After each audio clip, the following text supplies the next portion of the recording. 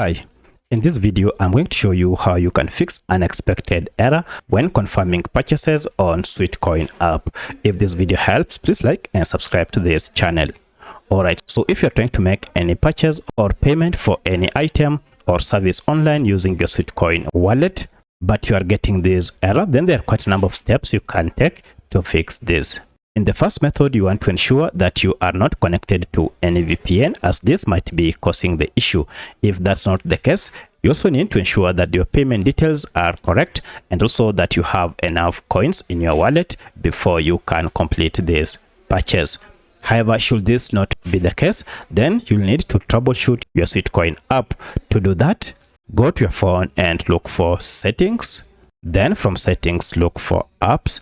You should see all your apps on your phone. If you don't see this, look for manage apps or all apps. This will list all the apps you have on your phone. From the list, search for your app by name. So I'll just search the app by name like that, and I'll tap on it. And now here we want first to force stop the app. And okay, this will stop any background activities that might be causing the issue. Then go to clear data and choose clear cache, and okay, then you want to clear all data. Then restart your smartphone and go to your app. So I'll go to my app and see if the problem has been fixed. So at this point, try and now make your purchase, and now it should go through.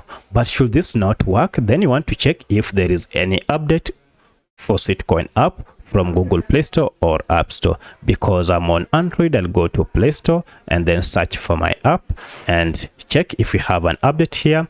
Update it to the latest version. So one of the reasons you are encountering this error is because you are using an outdated version of Sweatcoin app that is not supported. So that's how you can fix this error. If you have any other question, kindly let me know in the comment section. Otherwise, thanks for watching and let's meet in the next video.